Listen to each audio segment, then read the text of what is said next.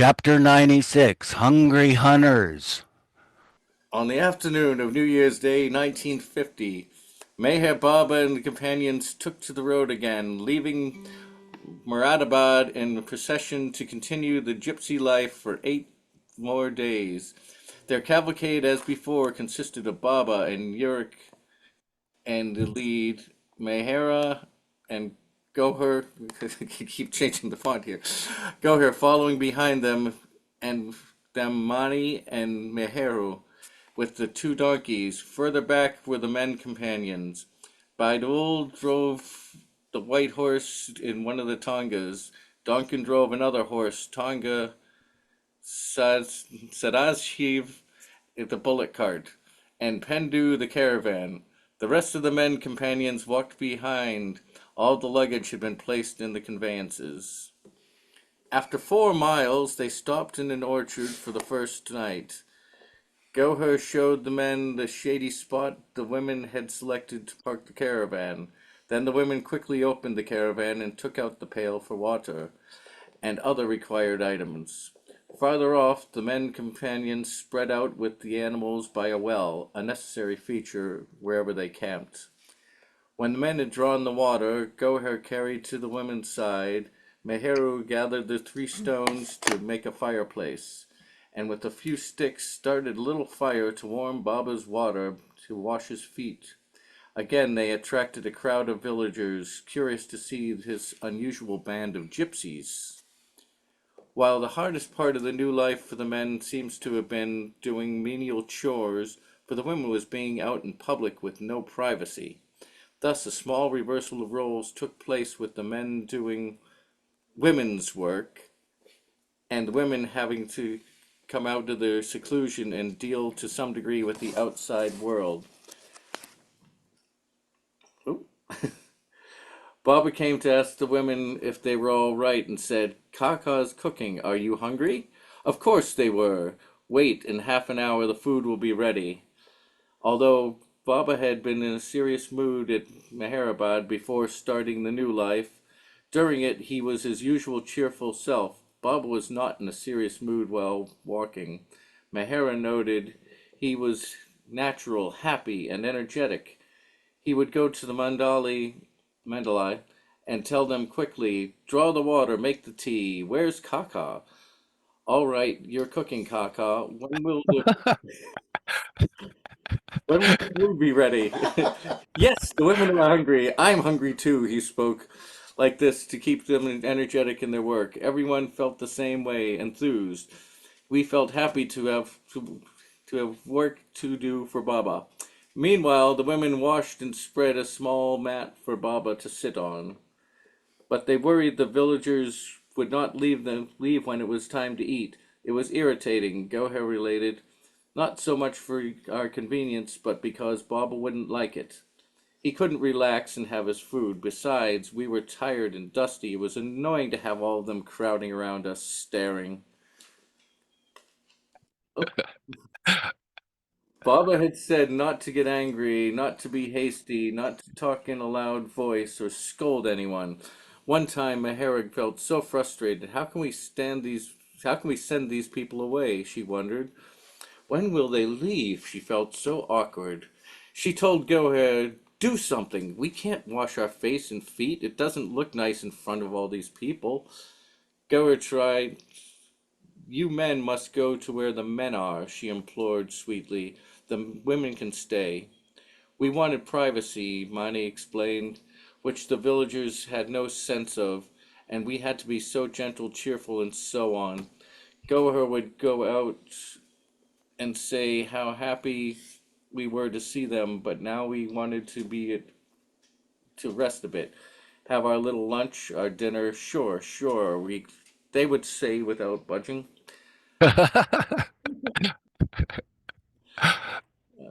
Whoop. Please forgive us, Goer said. We want to be alone. Still, the onlookers did not leave. Sometimes the villagers sang songs or asked to see the inside of the caravan. They crowded around, bending forward to peer inside. We couldn't say no. The 4 women companions answered the question, telling them how far they'd come, and especially how tired they were. We weren't in the mood to talk, but we had to. Now we are going to eat and relax, Goer said. Please forgive us. We want to be alone. Still the villagers would not go. They would talk among themselves as if they weren't there. Mani continued, as if attending to an exhibition. Look at this caravan, tires on it, but no engine. Pulled bullocks, but with brakes? The village women stood in different batches, a little distant between each, according to their castes. Also, we wanted to relieve ourselves. Two by two, we went off ways off and then came back so the other two could go. We had a long, hard day. After washing Baba's feet, we wanted to relax. While the women were walking during the gypsy life, they took a bath when they stayed in a camp for an extra day, but they could not really scrub themselves well. It was so cold we could hardly bathe, Mehera remembered. We didn't bathe for 4 days, but even then we didn't want to. We heated the water ourselves over the fire in an aluminum container we kept. Using bamboos, Eric fixed a thick khaki-colored tarpaulin to two sides of the caravan and tied it with a string under a tree, forming a triangular makeshift bathing room. It was off the ground, so cold air seeped in from the bottom. You just hurried up and threw hot water on yourself. We hated to bathe. Should I keep going? Okay. Yeah, when Baba came in the evenings, he washed his hands and had a little food sitting on a mat under a tree with the women. Often the villagers, without knowing who he was, saluted him, and then Baba told the women to ask the villagers to go. Surprisingly, they left. Our brother wants you to know to go now so that we can have our tea, Goher said politely, and the villagers departed immediately. The women breathed a sigh of relief. Finally, they could be alone and have tea with Baba. Sometimes Baba allowed the village women to stay, and Mani recounted one time an old lady, a colorful character, came bubbling over, wearing a lot of earrings in her ears and many bangles on her arms. It was extraordinary to see what Baba meant to them. Even though he was the perfect stranger, they respected him, as if they were as if he were the head man of a village. The old lady said, "You know, I feel like dancing before you, but what am I to do? I have these aches and pains." All the all the time she was looking at Baba. Baba nodded and smiled. He told Goer to go to the men and tell Badul to give her some homeopathic medicine. He told the women not to worry.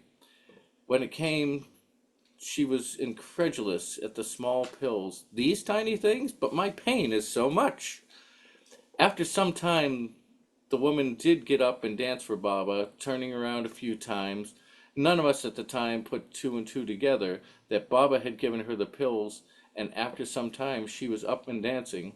Hmm. Once, when Mehera was collecting a few twigs under the watchful gaze of the village women, one of them informed her the pigs frequently frequented the area, and she should be sure to sweep away the dried pig and other animal dung before unpacking. Mani, who had been out to relieve herself behind the bushes shortly prior to this, returned with a perfectly round cannonball. Mani had Where'd you find a cannonball? I don't think it was a cannonball. Mani had never seen anything like it and did not know what it was. Actually, an elephant flop. Mayhara, she said excitedly, see what I brought? Have you ever seen anything like this? Throw it away, Mayhara corrected her in Gujarati under her breath as she knew what it was. Mani did not understand, but chucked her find into a bush. After Baba had dinner and retired, the women settled in the caravan as soon as possible, for the temperature dropped suddenly after sundown. Into their nice warm caravan they tumbled, since Goer slept on the floor and the others in the benches, Goher climbed in last. Once Mehera, Mani, and Meheru were ensconced in their places, the curtains of the caravan were pulled shut, but Meheru kept a small window cracked for ventilation. Thanks to Harjawan Lal, they had plenty of blankets. We always slept well, said Mehera, as we were dead tired from walking all day long. The caravan was so precious to us. We were so exhausted. We just waited for Baba to give us the word to go and rest. Baba was so gracious and kind to have had the New Life caravan built for us.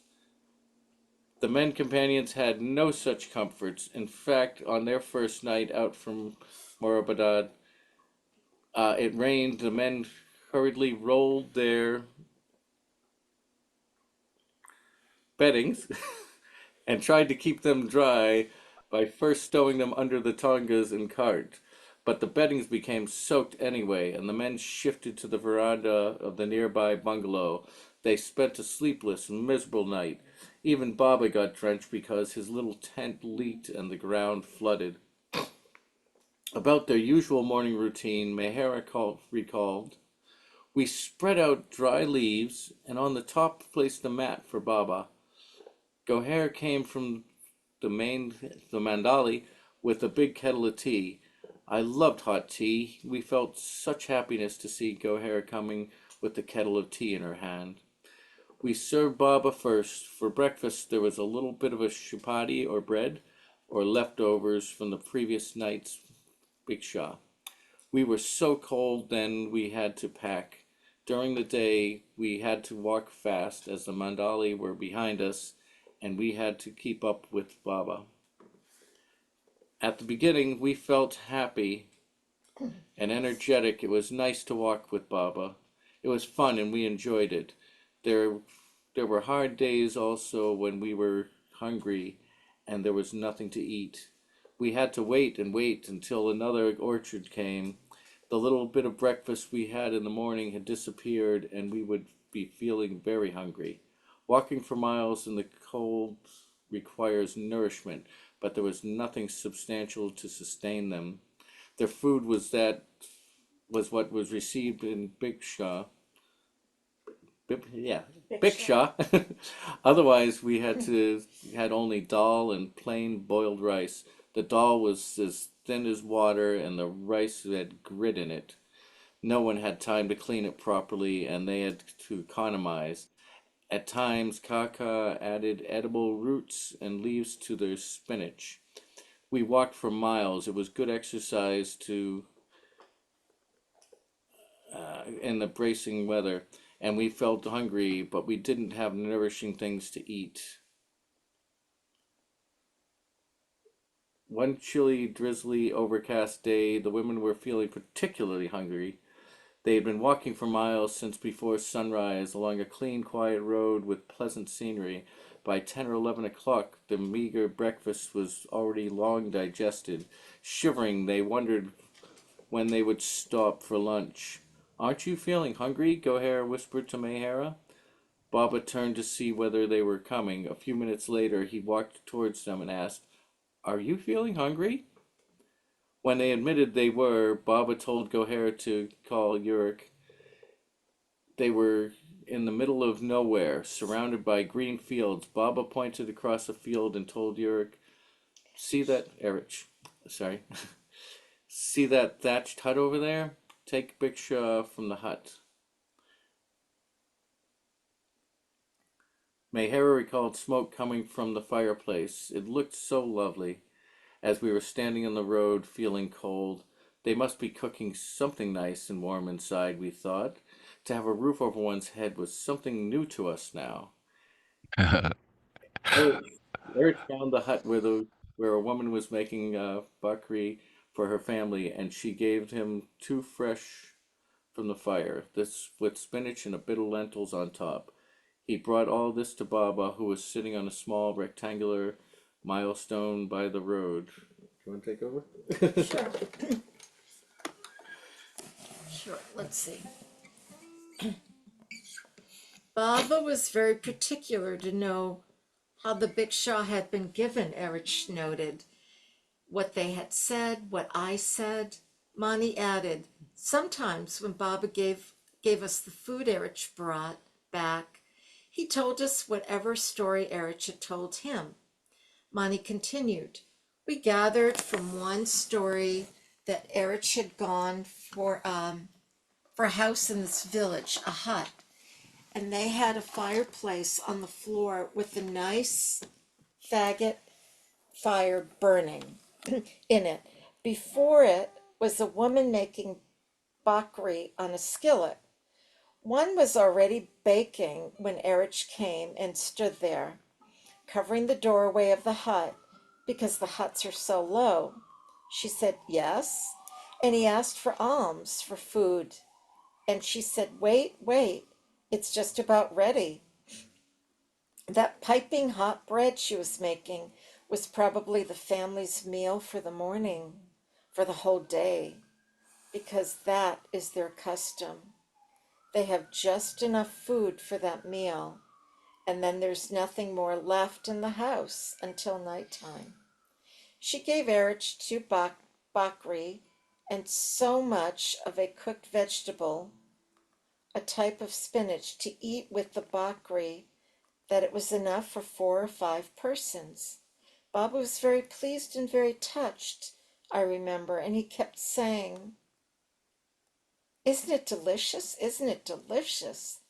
It certainly was, and hot. What more could we wish on the roadside on a cold morning, eating not just something like bread and butter, but having this bread piping hot and served by Baba himself? Baba was very touched by it all. Mehera remembered how thankful and appreciative we were to have that food. We were cold and hungry, so that spinach and bakri were very welcome.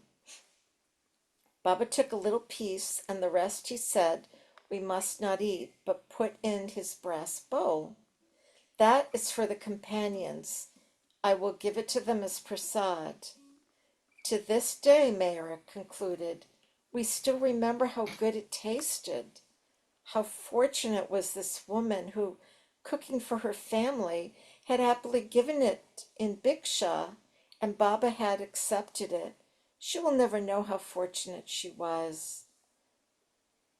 Being by the roadside with Baba, surrounded by peaceful bucolic scenery, eating warm bakri and spinach so spicy that they could not take much of it, became one of Mehera's most vivid memories of the new life.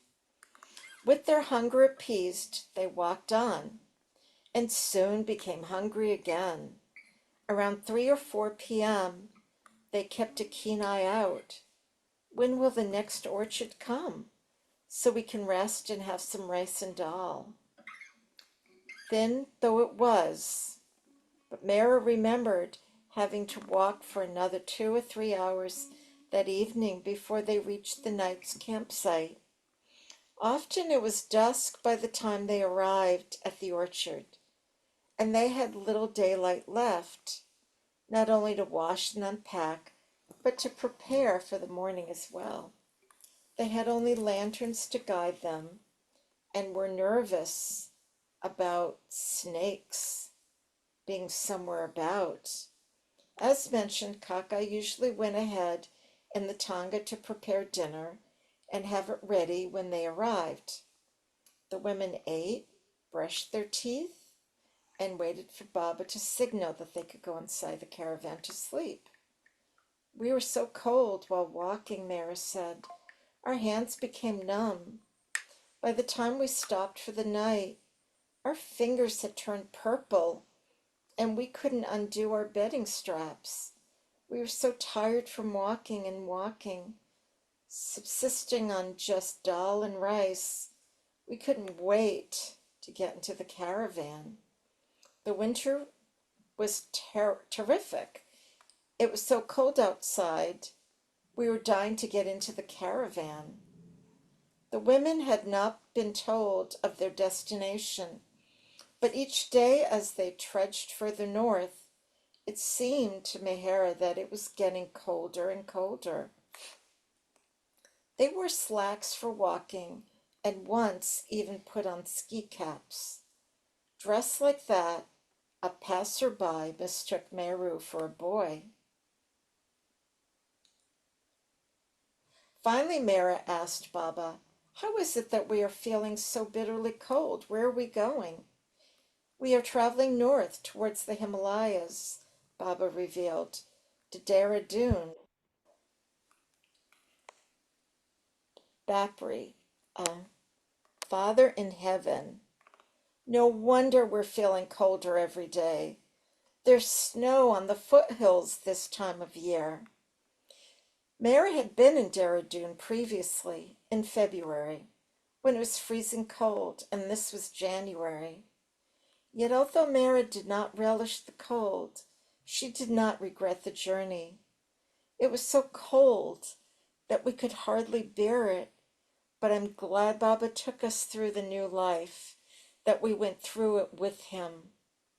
One day Ghani, who was quite elderly, maintained that he was not able to walk any further. Baba permitted him to ride the tanga, which Adi Sr. was now driving. In return, Ghani was given the duty of begging for bhiksha along the way. At first, the at first the men companions were allowed only to ask politely for alms, given with love. If refused, they were to immediately depart.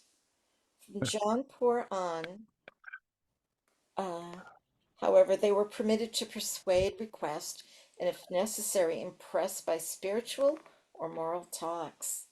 Nehru recalled Dr. Ghani really did his part.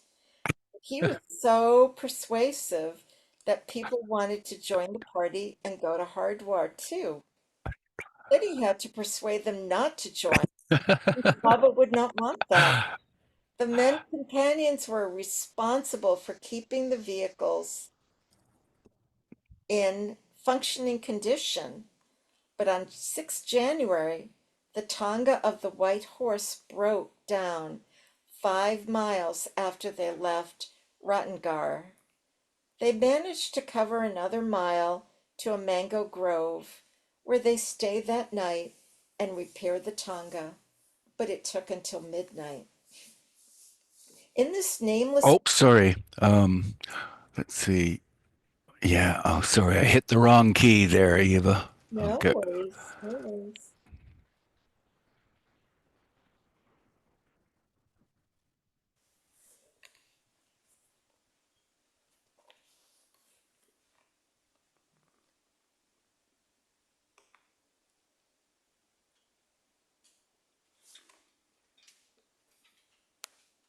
Oops.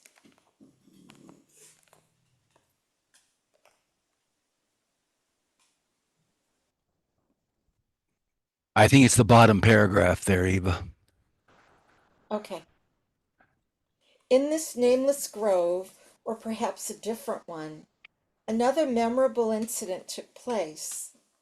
As Meru said, Ghani was such a persuasive mendicant that he was the most successful in getting bhiksha. Once he got so much bhiksha, she continued, that Baba said, "Now today you're going to have a good change from that everyday fare of pressed parched rice that has been cooked." The usual rice was so sandy that every time you took some, you got grit in your mouth. When Mary was serving it to Baba, though, she'd look it over to remove the grit before giving it to him. That day in the mango grove, Dr. Ghani had gotten flour for chapatis or puris and other things. But when the time came for our meal, it was our same fare. We learned that monkeys had stolen the bhiksha. It had been hung in trees out of the way of dogs and ants, but the monkeys got at it, and the mandali had to shoo them away without getting angry or excited with them. So the monkeys had taken it all. Monkeys were not the only source of trouble. The white horse continued to be a nuisance. The white horse was not drawing the vehicle well, Mehera related. He had been trained to pull the tanga in Morabad, but the horse was constantly resisting. Sometimes the horse started galloping before Kaka took his seat in the tanga, and he had to run after it quite a distance to catch up with it. The next night, the group halted in another mango grove and then one near Akbarad before reaching Najib Badab on the 9th of January, having covered 76 miles. Their campsite was an orchard where there was a large round flagstone and cement platform.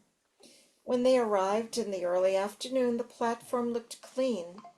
Mehera thought happily, for the first time, we've got a nice clean place where we can air our beddings in the sun.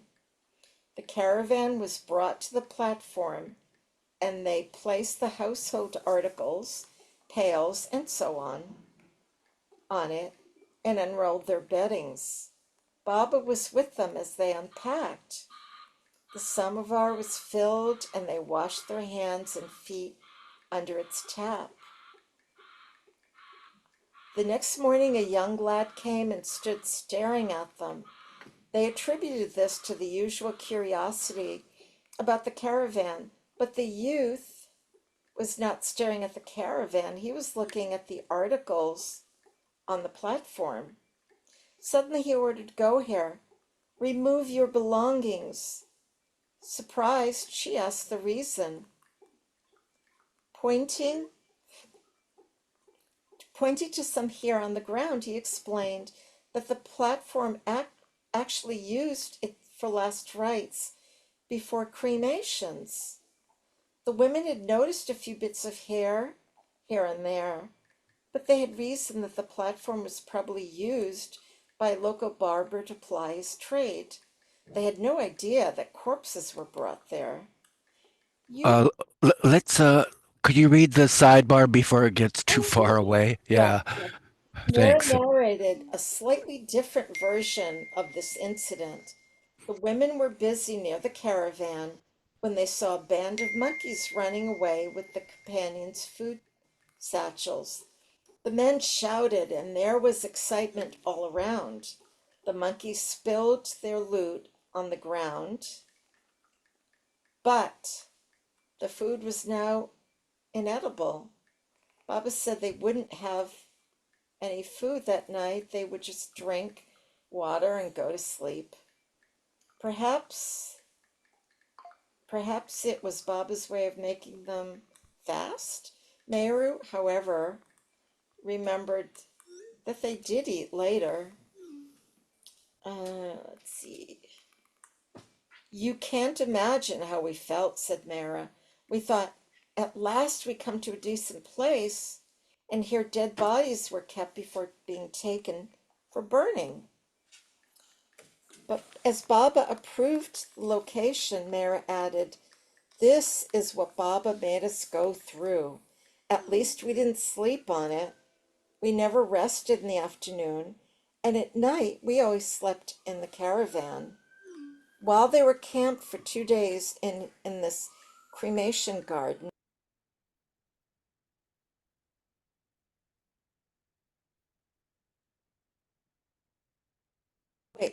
okay, they came close to having to contend with the corpse of their own.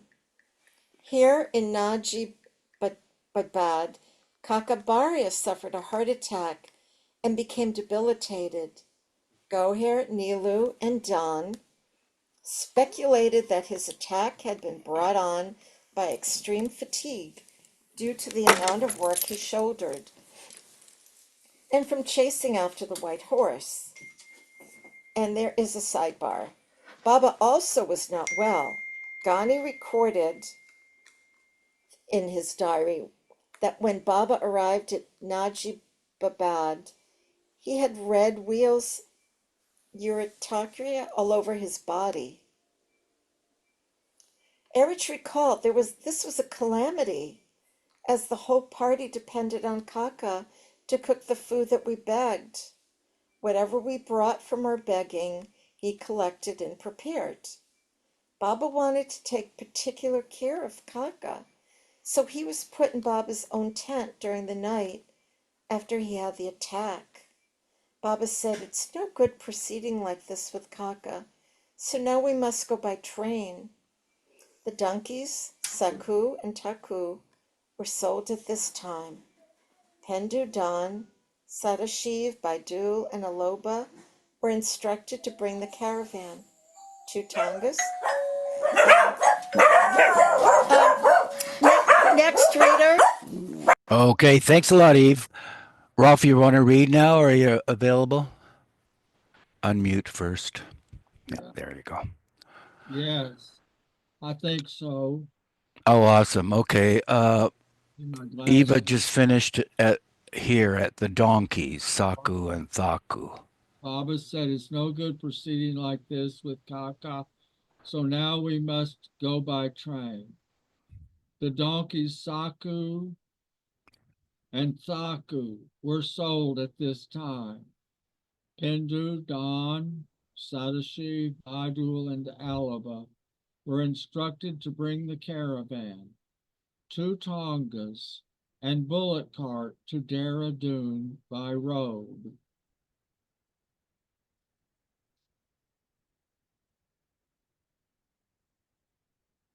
In Najibabad, uncooked food was being provided by a couple under the conditions of the new life that they not ask for anything or seek to meet Baba or the companions.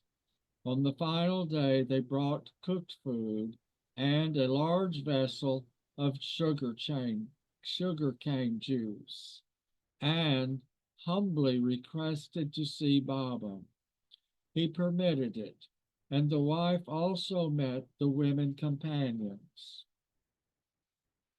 In addition, the couple was allowed to stand at a distance outside the gate of the orchard as Baba and his group left early in the morning.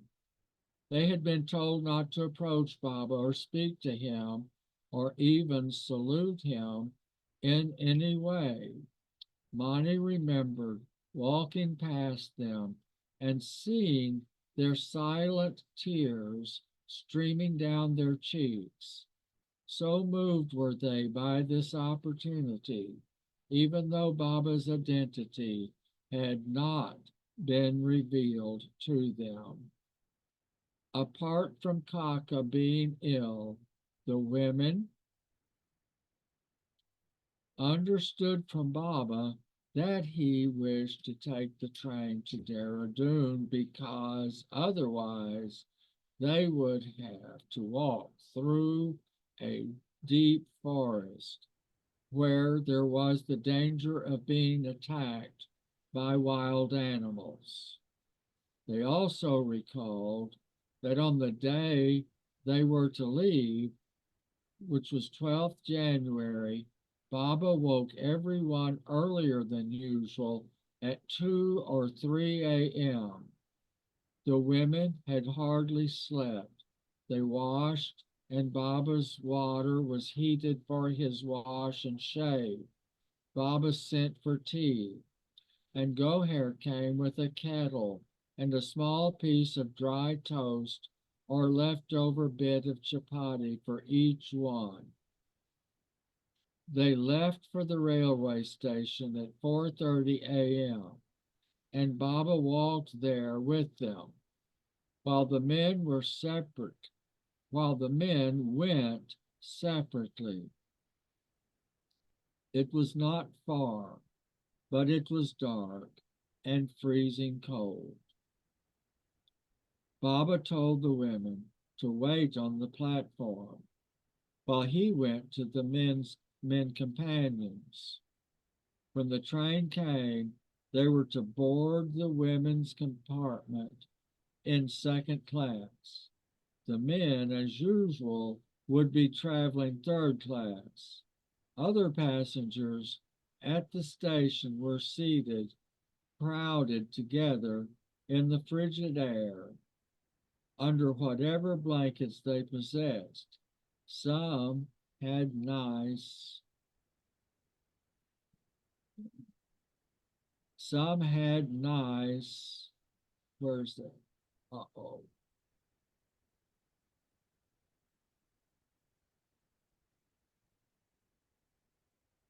Right. Some had nice, new, warm quilts.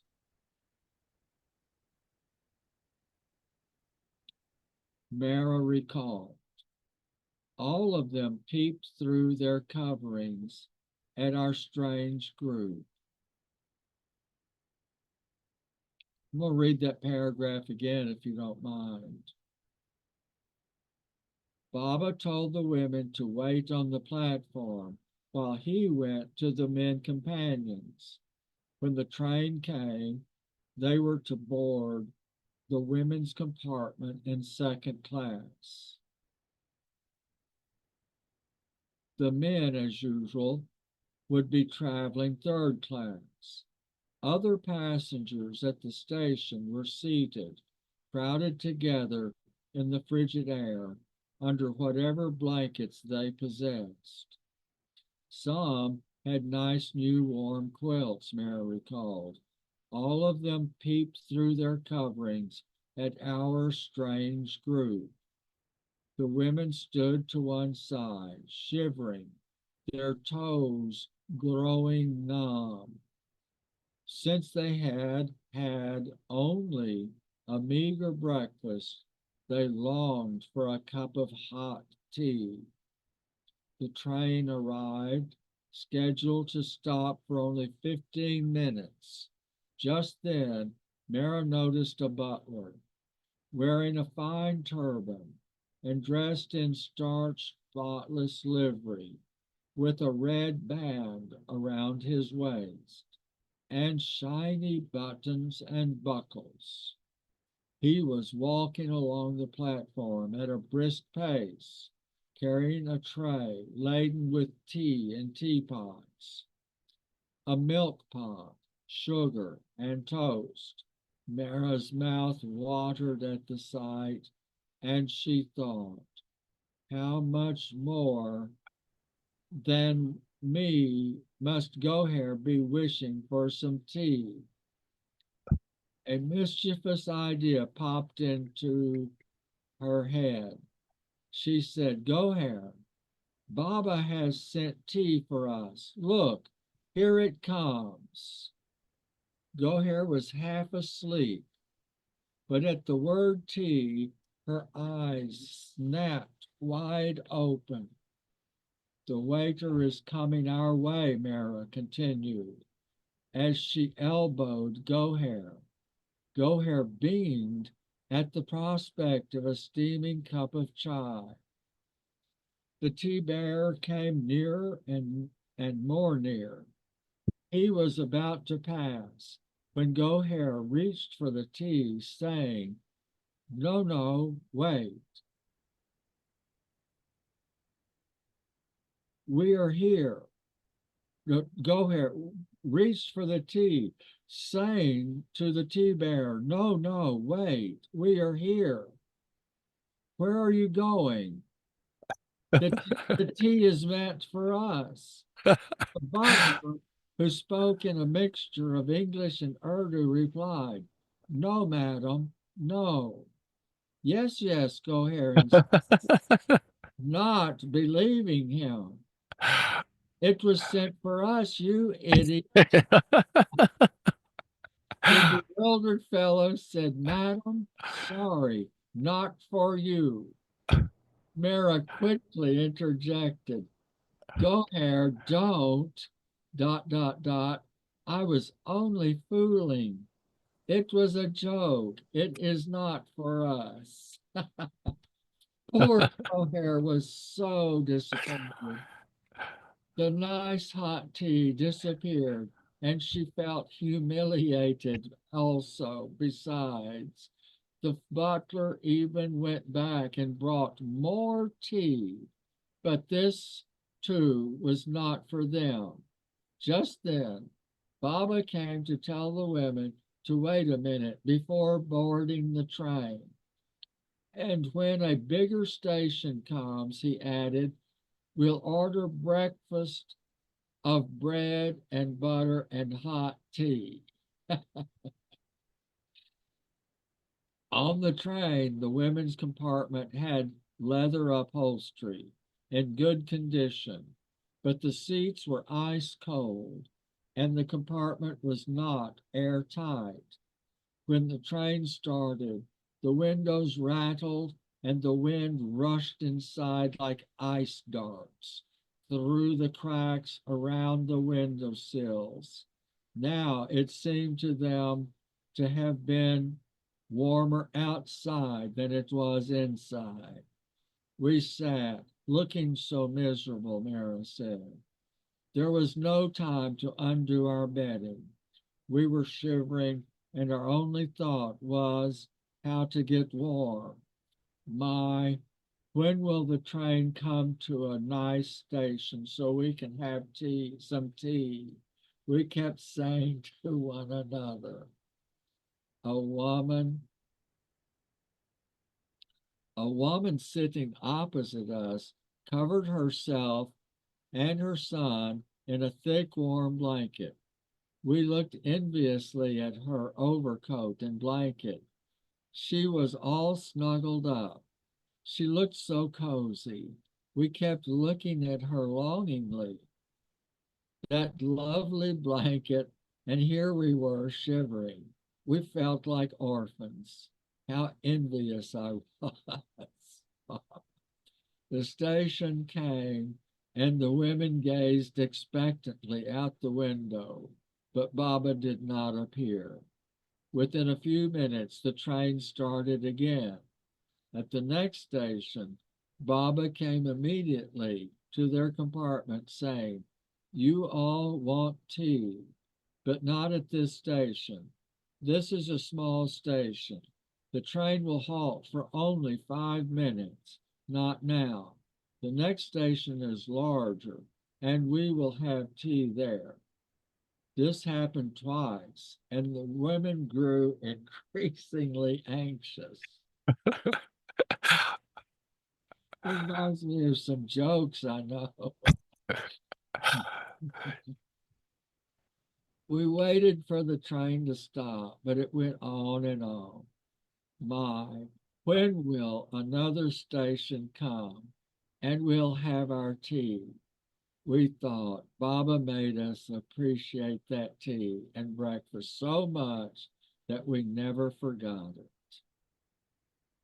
Shall I turn the reading over to another?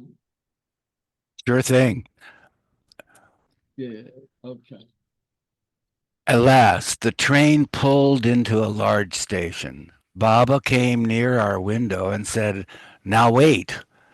Nice hot tea will come, and bread and butter too. Eat well. By now, we were dying to have it. When Baba came with the waiter to the window, he clapped. Goher opened the window, took the tray from him, and then pushed the window shut. Goher grabbed the tray, Mehera observed. We were like hungry hunters. We devoured the tea and breakfast like famine-stricken people. So we did go through the new life a little bit like that. We felt better with the bread and butter and hot tea inside us. Baba asked whether we wanted more, and we said yes, one more pot. We had as much as we wanted after being half frozen to death. Our life with Baba was both a fast and a feast, Mani concluded. When we traveled by first class luxury, we didn't have a penny in our pockets to spend. At other times, even a cup of tea was something wonderful, so delicious. Um, Picture from 1938 in Upper Mehrabad. Baba looks a bit mischievous, I think.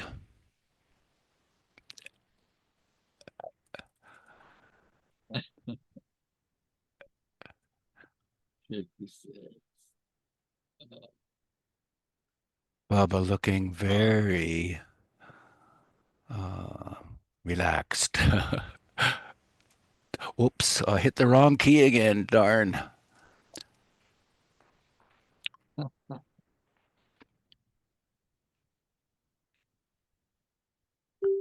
Love those lays or garlands. Yeah, very nice. Very beautiful.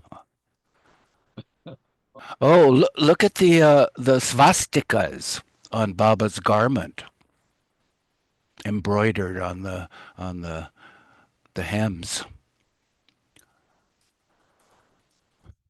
That's from 1938 also, picture by Rano.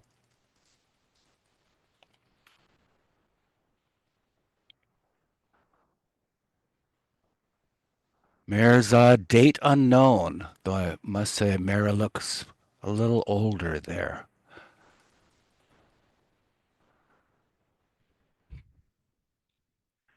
Chapter 97, Mrs. Pratt's. Mera Baba and the companions arrived in Dehradun by train on 12 January 1950 to be greeted by an icy, wintry rain. When they got down at the station, Mera remarked, Baba, we walked and walked, only to come here and freeze? Baba took them to the waiting room, which was not much warmer, but the women did what they could by shutting the windows and doors. When a Punjabi woman entered, dressed warmly, the women struck up a conversation with her. They learned that her husband was in the military and that she was going to the mountains. Bapre! I think that, doesn't that mean Father in Heaven again? Yeah. Bapre, thought Mehera. Dehradun is cold enough for me without going to the mountains. Baba went to another waiting room where Keki Desai, who had made arrangements for their stay and had come to the station to greet Baba, was sitting with the men companions. A few other Baba lovers from the area had also come, but since it was Baba's strict order that no one contact him in the new life, they were waiting outside. When Baba was informed, however, he called them into the waiting room. One of those present was the former communist and atheist Shatrughna Kumar, whose land adjoined the plot purchased for Baba's stay outside Dehradun at Manjri Mafi village. A cottage was being built for Baba on this property, but as it was not ready, a private bungalow had been arranged for the first night, and then another house near Manjri Mafi. After what seemed like hours, Baba came to the women and said, If you have even a piece of toast with you, don't eat it or anything else. A fine meal is being prepared for us. Baba specifically asked whether they had any chapatis, and Mara surmised maybe he didn't trust us as it was so cold. They said that they did not, but the mention of food made them start to feel hungry. Baba concluded by saying, We are going to a very nice house. They knew that a nice house could mean just a few rooms, but that too would be welcome. It seemed like a long time since they had stayed inside four walls with a roof over their heads. At last, an actual house to stay in. Baba and the women were driven to the house by a local follower. Through the streets of Dehradun, past shops, a congested area, and finally to a residential neighborhood a few miles outside town, where there were large bungalows, grand estates, and gardens. Here they turned into a private road, through a wrought iron gate, and down a long driveway bounded by a lawn, ornamented with flowers, rose vines, and creepers. It was a lovely orchard, Mara remembered. There was a beautiful house, and I couldn't believe my eyes. We were actually going to stay here. After living like fakirs, walking so many days with no roof over our heads, Baba led them inside to the drawing room. The house at number 4 Cantonment Road had belonged to a wealthy European woman, a widow named Mrs. Pratt, now deceased. At one time it had been beautifully decorated, with large original oil paintings in every room. But because the house was about to be vacated, the paintings had been removed from the walls and were stacked in a corner. Nothing was tidy, but at least there were carpets and electricity. In one room there was even a piano. The food will come just now, Baba said, so everyone go to your rooms and get ready to eat. Wash up. The companions will be coming soon. The women left reluctantly. They wanted to explore, to look around at the interesting knickknacks. But Baba told them to go into the adjoining bedroom, shut the door, and not come out. Mehera unpacked Baba's things from his sack in case he wanted a glass of water or to wash or shave. Everything must be ready. She removed Baba's soap, towel, and mug. Then she and the others opened their sacks and removed their toiletries. They found 3 comfortable bedrooms and 2 sets of bathrooms with running water. Each room had soft beds, dressing tables, and carpets.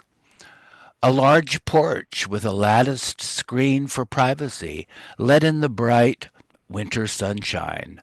Once the rain cleared, Goher found a small electric hot plate. She plugged it in, and Mera heated water for Baba, since he did not like to drink cold water but preferred it lukewarm. The hot plate would also be convenient to heat Baba's shaving water without having to go to the kitchen, which turned out to be some distance away. Mara was happy that they would be staying here. She was looking forward to having a leisurely bath and washing her hair. The others, too, were pleased with the place. But then Goher was summoned by the men, and when she returned, she said, "Do you know what Baba is saying? He said, 'Don't unpack too much. We have to leave tomorrow. We have to go from here.'" Mara did not want to leave. She had been counting on being able to wash their clothes and to have Baba's clothes and their bed linen washed too. They had bathed a few times on the way, but they had not washed their clothes. All the dirty laundry was lying, bundled up. Baba's message came as a shock, and Mara exclaimed, "What? Leave this nice house? Why are we leaving tomorrow? Go and call Baba inside." When Baba came, Mara told him, "There is running water here, nice bathrooms. It is a lovely house. We have so many things to wash. We want to wash our clothes, wash our hair, and have baths. This place is just right. Everything is so convenient. Why are we leaving tomorrow? Can't we stay at least 2 or 3 days? One day won't be enough. We have to wash your things also. The laundry takes time to dry." Another reason for Mara's request was that she knew once they left, it might be a long time before they stayed anywhere this nice again. Baba listened and agreed.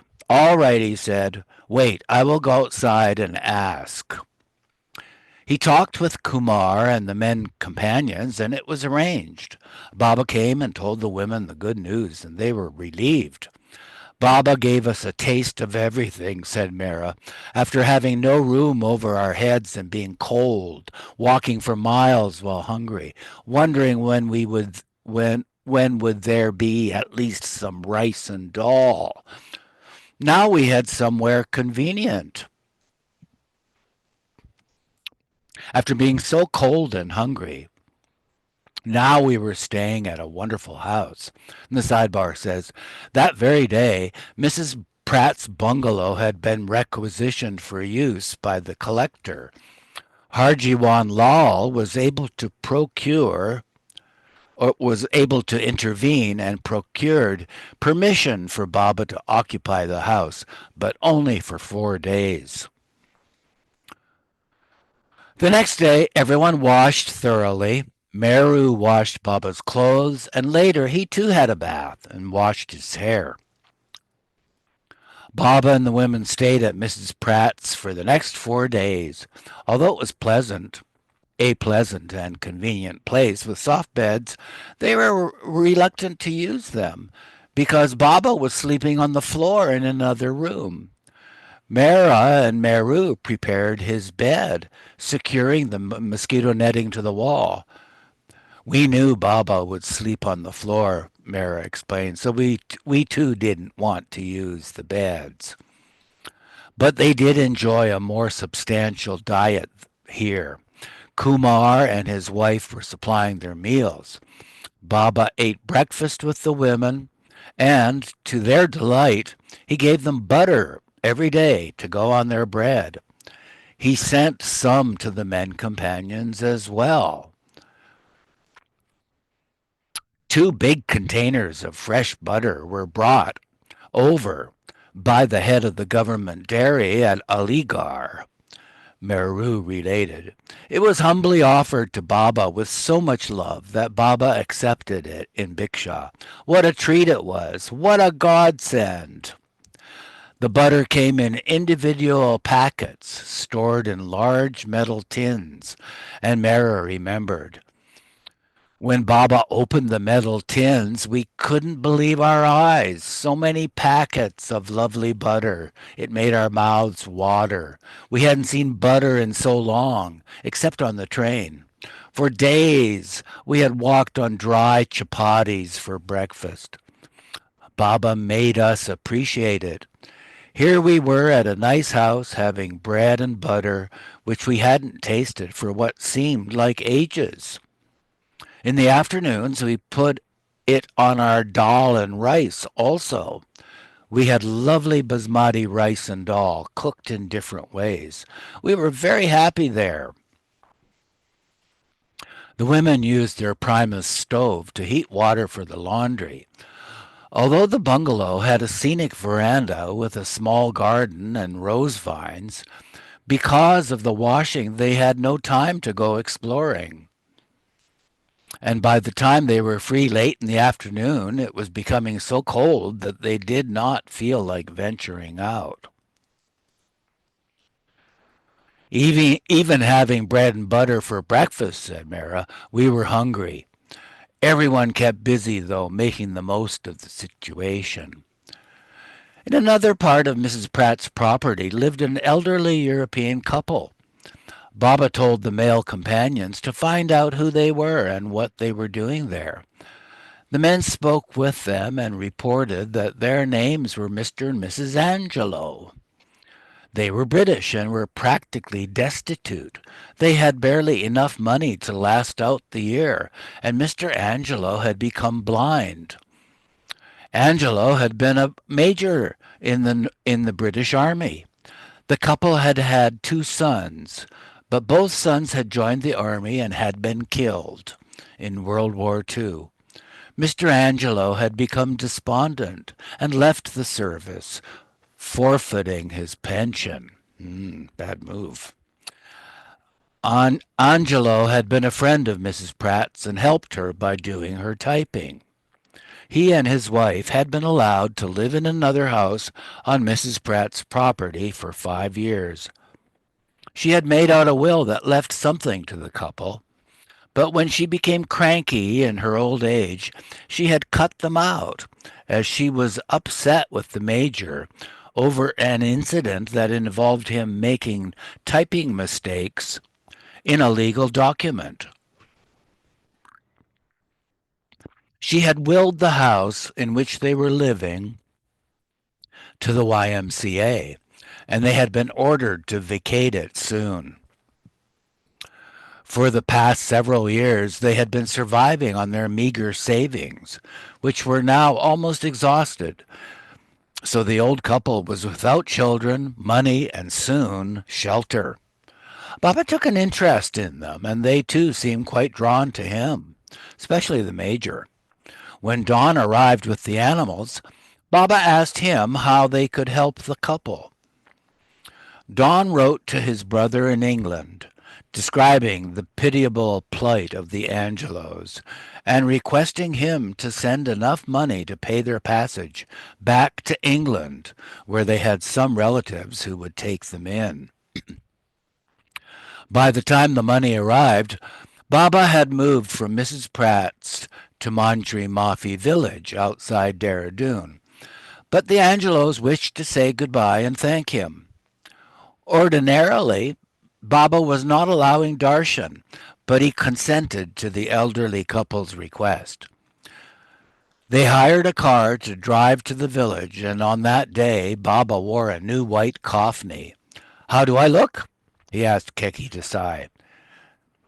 Exactly like Christ, Keki responded, and Baba laughed. When the old couple arrived, Baba met them on the men's side. They were very grateful. They kissed Baba's hand and bowed to him, saying, "No help, no friends or relatives in India.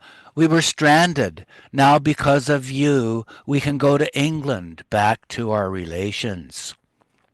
Then the couple came to the women's side to meet Mehera and the other women, whom they had not met before at Mrs. Pratt's. The women remembered that the wife's name was Beatrice and that she guided her blind husband to their gate.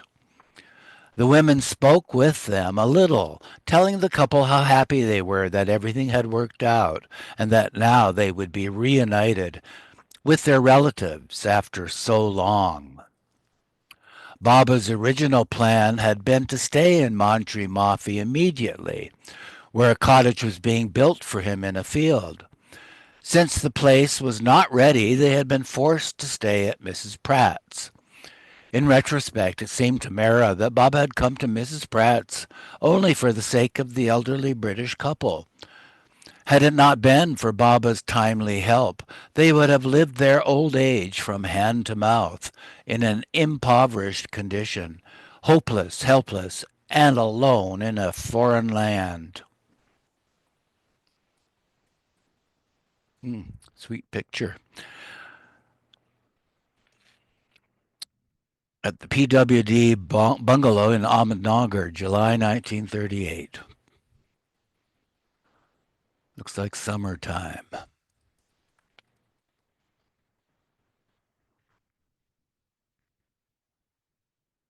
Another summer picture of Mehera looking towards the mountains.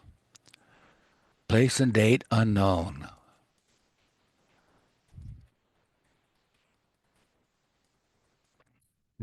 Chapter 98, Snow on the Mountains. During the 4 days at Mrs. Pratt's, Baba took the ladies to Mantri Mafi to see where they would be staying. The property there had a small structure consisting of 2 rooms plus a veranda, a kitchen, and a bathroom. Since the cottage was so small, the women asked for part of the veranda to be made into a room for Baba and for the rest of the veranda to be made broader and lattice added to serve as a place where they could eat and store things. Baba then took them next door and introduced them to Kumar's wife, Subhadra. It was the first time they had met her. We went over to see Subhadra, who was cooking our meal out in the open, under a lean-to, on a wooden fire, Meru recalled. We loved the view from her place, with the mountains in the distance. As they were getting in the car to leave, Subhadra came running up. Mehera and Mani were in the back with Baba. Subhadra shyly told them that she had forgotten something. She wanted them to name her 2-month-old daughter. Mehera was somewhat dismayed. "Why didn't you tell us before? Then we could have thought it over. Now, just as we're leaving, you come and ask us? How can we think of a name so quickly?" The women talked it over anyway and came up with the name Amrit. The sidebar says, almost 20 years later, Amrit would marry Baba and Mani's nephew, Dara. As the women requested, an extension was now to be built on to the Mandri Mafi cottage. A large hut for the men companions was also being constructed, and a well dug. But none of this was ready yet. So on 16 January 1950, Baba and the companions moved from Mrs. Pratt's to a house in the village, where they lived for more than a month. The house, owned by the Mahant, the head of a religious sect, was a large two-story bungalow with a garage. Erich remembered the house as very old-fashioned, but strong and solid, with dark rooms and tiny windows high up in the walls. There was a terrace from which you had the most heavenly view you can imagine. You could see all the Himalayan mountain peaks with perpetual snow on top.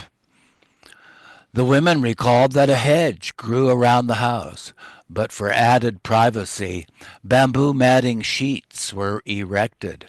Baba slept upstairs with some of the men companions in adjoining rooms, while others stayed outside in a shed. The rooms upstairs had cracks in the rafters, and frigid air seeped inside. There was no furniture or carpets. The butter that the women had so enjoyed at Mrs. Pratt's had been donated by Toddy Singh Varma of Aligarh, who had been at the Dehradun train station to greet Baba. Baba had not only accepted the butter, but he permitted Toddy Singh to provide food in Bhiksha for 10 days. Toddy Singh was overjoyed. He immediately returned to Aligarh to bring his family and the cooking utensils and spices they would need. When they arrived, Mani remembered, we showed the family the kitchen, which was what they were most interested in. They said, we want to see the kitchen first, not the bedroom. It was a big room with a platform at one end where there was a fireplace for cooking. They said, this is wonderful. This is where we will live. They opened up their little beddings and lived in the kitchen, even having their baths there. All they did was to live and cook in that room, except in the evenings when they came out and sat with us. But they were called for the cooking, and they were going to do that 100%. Every day, morning, afternoon, and evening, there was a feast spread out, as if for a royal family. We could hardly eat it all, and frankly, after a while, we hankered for something very plain. We could not digest all those wonderful dishes and desserts. It was sheer luxury. In the mornings, you would see Todi Singh going out to market. He went in a tonga, and we saw him when he came back, the carriage loaded with vegetables. It's nothing like Ahmednagar. The peas, to exaggerate a little, are like marbles, and a cauliflower would be like a great ball of popcorn. Beautiful vegetables, really. All that went into the kitchen. Just to see that greenery delighted us because we had such restricted food when we were walking. It was very cold at that time. But despite this, the family of Todi Singh got up very early in the morning. Baba got up very early too, and so did we. But those women outdid us. They got up at 4 o'clock to have their baths, and then they started cooking. We had that sweet dish in the morning, rawa, we call it, and we had all sorts of food in the afternoon, all vegetarian, of course, and some more variety in the evening. So there we were, having a really restful time and good meals. Then Baba must have decided that his companions were having it too good. After only 4 days, Baba told Todi Singh and his family, "That's enough now. I'm very, very pleased with all you've done. Your love has touched me very much. But now you must go back." Very reluctantly, they left the next day, 21 January. Three new plans had been proposed by Baba for the companions, all of which related to the labor phase. In Plan 1, the men companions were to live together, earn their living, and subsist on their earnings. In Plan 2, they could lead the new life at their homes with freedom to get jobs or enter business. In Plan 3, the companions could choose to follow all of the original conditions. Don had chosen Plan 2 and was to stay in Dehradun and open a dispensary where he could work as a doctor. On 10 March, he wrote to Elizabeth in America. Rolf, you want to take another spell reading? Are you available? Unmute first if you are.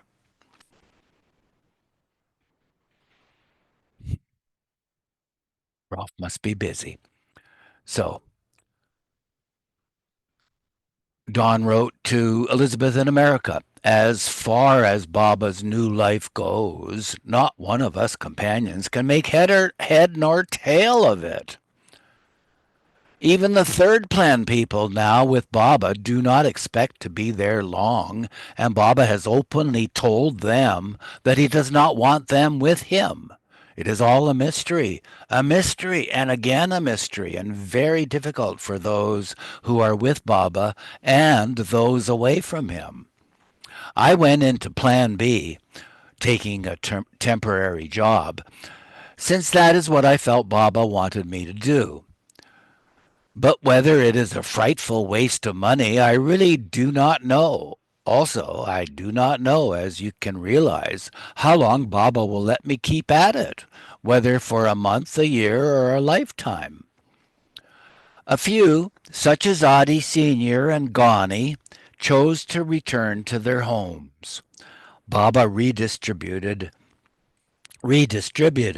duties among those who remained, assigning Pendu and Sadashiv the work of selling the tongas and animals which had now served their purpose. On 3 February, the white horse was ignominiously sold in the bazaar in Dehradun, along with the other horse and both tongas. All but one of the bullocks were given away free. Only the caravan, bullock cart, and the bull, Raja, whom Baba and the women had raised, remained with the companions. Don left on 27 January for Meherabad to bring certain items he needed from there, and then to Bombay to purchase necessary medicines and equipment for his new dispensary. In his absence, Nilu took care of Kaka. Before starting out on the new life, Baba had privately made a promise to Naja, who was not in good health. "You can't walk because of your condition," he told her. "So go to Bombay. Since you are my cousin, if I tell you to leave Meherabad, everyone else will listen. Go now. I will call you later."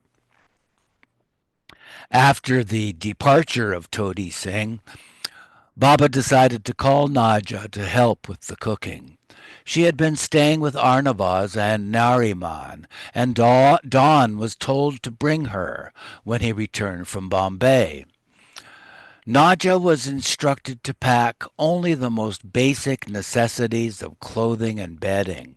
Baba also warned her not to mention anything to the women companions about anyone in the old life. She and Don did not arrive in Mandri Mafi until 10 February, so for the 2 weeks in the meantime, other arrangements were made for the cooking. For a while, Kumar's wife Subhadra resumed sending their meals from her house, and the women met her when she came to discuss the menu. As she was leaving, Baba told someone to give her a shawl, since she had to walk back to her house outside the village, and it was drizzling and cold. When she returned it later, she remarked what a nice shawl it was, and Baba told her to keep it. The women had noticed a magnolia tree at Mrs. Pratt's, but they had left before they could see it bloom. They mentioned this to Subhadra, and she told Kumar, who went there especially to bring some magnolias for Mehera, who was touched by the gesture. After a few days, Baba turned the cooking over to the women. Mehera, Mani, and Meru cooked for Baba and themselves, and the men did their own cooking. It was very cold in Mantri Mafi while we were there, Mehera recounted. Baba was up by 4 o'clock and knocked on our door. He slept upstairs, and when he came, we all had to come out of the room and wash quickly with cold water. There were no regular bathrooms, so we washed on the veranda, feeling very cold, and Meru quickly got the wood fire going to heat water for Baba. Mera held the razor and towel for Baba as usual and poured the water. Baba lathered his beard. He hated all the mess of soap and water in this cold, and shaved. After Baba had washed, he came inside and had breakfast with us. The tea came from the Mandali side. Goher was the one to fetch the copper teapot from the men, and Baba said, Goher will bring some nice hot tea. That'll make you feel warm. All anxiously awaited her arrival. They saw her coming about 5 o'clock. Just to look at the pot made me feel happy and warmer, Mera recalled. They had tea and breakfast with Baba inside, everyone sitting on a mat spread for Baba. 2 cups of tea and then some bread or chapati with butter or cream. After breakfast, Baba went to the companions in the shed. Oftentimes it was raining when Baba left, and he carried a large umbrella. He again wore Elizabeth's old overcoat that he had used on the blue bus tours. After he was gone, Meru took an umbrella and went to the garage to refill the sigri, that's the stove, which had a few burning coals left from heating Baba's water. The women warmed their hands over them, and Meru observed, the warm embers were so precious to us. The women went to the kitchen between 5:30 and 5:45 a.m. when it was still dark to start cooking. We had a very big kitchen, Mara continued, but it was rather far from our room. We used to go there with umbrellas because it was the month of January, and the mountains around us had snow on them. When it snowed in the Himalayas and the hills around us, it rained in Dehradun. We felt so miserable, so cold, rain pouring down, and the kitchen was ice cold. Because of the cold and rainy climate, the women had trouble lighting the wood fire for cooking. Meru brought the sigri with hot ashes and embers to the fireplace to light the fire. In that cold and damp weather, she recalled, the wood always needed coaxing for the fire to light and get going. She used newspaper soaked in kerosene and small sticks as kindling. Every morning it was a time-consuming chore just to get the fire started. Once it was lit, very gently, they placed the larger logs on it. We tried to warm our fingers over the fire, said Mera, but once we went away from it, our hands again got cold. One morning, about 7 o'clock, Baba came to the kitchen holding a large chunk of ice. See what happened, he said. The companions forgot a pail of water in the compound overnight, and it froze on top. He pointed out that this meant the temperature had dropped to freezing, and Mera said, no wonder we aren't getting warm, and to see that ice you have in your hand makes me feel even colder. Aren't you feeling cold to hold it? I'm feeling more cold just looking at it. Baba flung it out the door with an expert toss. On Baba's orders, Mara was not to cook, even though she was the only one who really knew how, having watched her mother and later Nadja at Mehrabad. Mani knew a little and Meru practically nothing, so Mani was happy to have Mara's help and advice in preparing the vegetables. As Mara explained, Mani wanted to cook so she could be near the fire, nice and warm. Baba told me not to cook, but I could help Mani by cleaning vegetables, boiling water, and so on. She asked me how much of each ingredient to put in. Meru, too, helped. And while Mani and Meru were cooking, Mera made the chapatis, which was allowed. Baba wanted his food early, so we put the dal and rice on first. Baba returned at 7 a.m., asking, "Is the food ready? Are you finished cooking?" "No, Baba, we're still cooking. The rice is on the stove." "I'm hungry. Hurry and finish." Baba walked to the mandali, but was back in 5 minutes. Mani said, "Never mind. Put everything out, and by that time the rice will be cooked." Mara said, "Baba had to wash, so we kept everything out. The dal and kachumber, that's onion salad. I went slowly to stall so the rice would be well cooked. We ate lunch at 9 and were finished by 9:30 or 10. Since we had breakfast at 5 and it was so cold, our breakfast had disappeared by 9 and we were hungry and ready to eat. Baba sat with us on his mat and enjoyed the nice dal and rice along with vegetables. They were not restricted to only rice and dal and mandri mafi, but could cook anything vegetarian. Usually Baba didn't like vegetables much, Mara continued, but we were surprised to see him relishing vegetables in this cold climate. In Marazad, he never liked nor ate many vegetables, but here he ate spinach, cauliflower, whatever we cooked. Sidebar says afternoon tea was at noon and dinner at 3 p.m. They retired early for bed before 7 p.m. Excellent crisp vegetables were available here in winter, especially lovely, broad, juicy, and sweet snow peas. While shelling them, we ate them raw. Even the skins were sweet. The cauliflower, too, was sweet. I love to eat raw vegetables.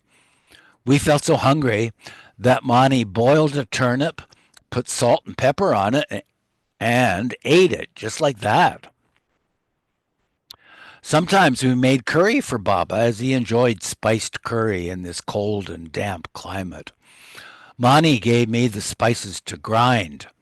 The kitchen was ice cold and the spices had become as hard as rocks. It was so difficult to grind the masalas. The coconut was so hard that it stuck to the grinding stone as I tried to smash it. Meru noted. Mara washed the stone with hot water, but by the time she put the ingredients on it to grind, everything was cold again. Trying to grind the spices, Mara remembered, my fingers got numb. Meru tried, but she couldn't do it either. Somehow, we got it done, though, as Baba loved curry.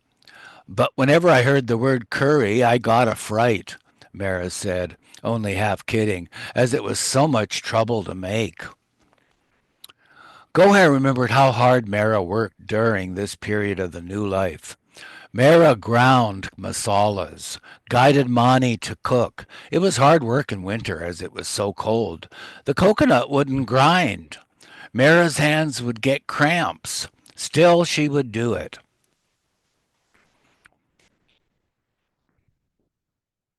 Also, sweeping the rooms, washing her clothes. Everyone helped, and each one did their own things, washing their own vessels and so on.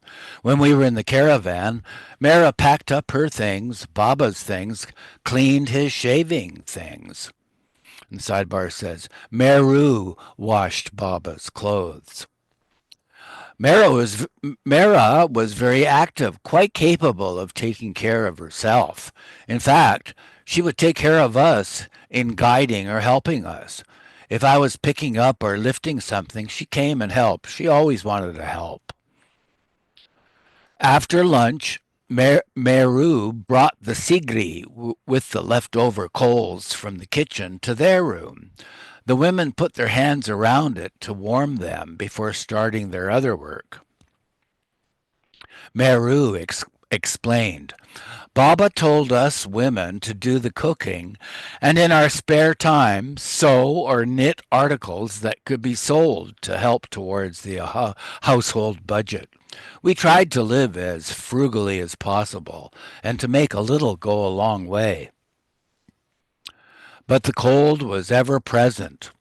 When they started out on the new life, they had not realized they would need so many warm things and consequently had not taken enough. It was bitterly cold and rained also, Meru continues. You can imagine how miserable we were. We had never experienced such cold. It was something new to us. We weren't used to it.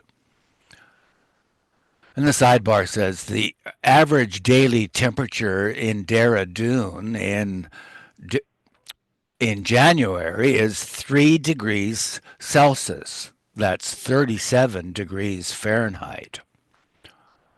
One day, Mera suggested to Baba, it is so cold that it would be nice if we could have a little bit of snuff to feel warm, and it will prevent us catching colds. Snuff is thought to be a good antiseptic, Mara said, and Mani suffered from terrible sinus colds. Mara recalled that her grandmother, who was a regular snuff user, never had a cold. Baba agreed, and Vishnu was instructed to buy some in the bazaar. Mara specified which kind, dark brown and moist, not the dry sort. Everyone liked it, including Mani, who said it made her feel nice and warm. Baba did not take any, but every night, after Baba went to bed, the women gathered round, took a little snuff, talked, and prayed before sleeping. And the sidebar says, the prayers were not said jointly aloud. Each of the women silently recited their own private, individual prayers. Once Mara, feeling the cold, asked Baba rather plaintively, why did we come here in January, Baba? Baba did not give her a direct answer, but the memory of Ahmednagar and how hot it gets there came to her. Baba, she vowed, however hot it now becomes in Ahmednagar, I'll never, ever complain or grumble about it again. Baba laughed. Baba made us appreciate hot, dusty old Ahmednagar, Mara concluded, by making us come to Dehradun when it was so cold. In the distance, we looked at the mountains covered with snow. I longingly thought of Ahmednagar. At least there it was dry. On top of their house was an open terrace from which, during the day, they could see the mountains covered with snow, and at night the lights of Mussoorie, a nearby hill station. Sometimes, when the rain stopped, they went up there. I had to be brave to face going out the door, Mara said. It was freezing cold, but a beautiful sight. Like most Indians, Mara and the other women had never seen snow. So one day Baba suggested it. It's snowing in Mussoorie, he said. Would you like to go see the snow? It's a nice chance to experience it. Not just in Dehradun, but during her entire life, Mara had never really liked the cold. She did not mind cold weather as such, but not to this extreme, with daily sleet and rain. She had never been ice skating at an indoor rink even, and she was not attracted to seeing snow. Since they could not get warm and were already so cold in the house, she felt it would be colder still if they were outside in a moving car. Moreover, Mani tended to catch cold at the slightest excuse. So she told Baba, "We are already feeling frozen, just sitting in the house. We don't feel like going." Since Baba had asked Mara what she wished, it was all right to be frank with him. If he had said to come, Mara explained, she would have obeyed. The idea was forgotten. It was Mara's only chance to have seen snow on the rooftops and trees, something she had only seen in picture books and in movies. Although Mara always remembered the missed opportunity, she never regretted her decision. We would not have come back alive, she joked.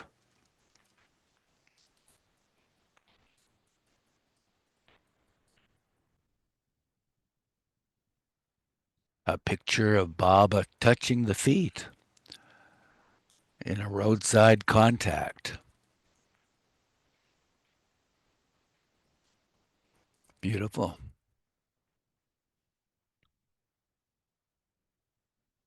And it's a good place to stop at on page top of page 505.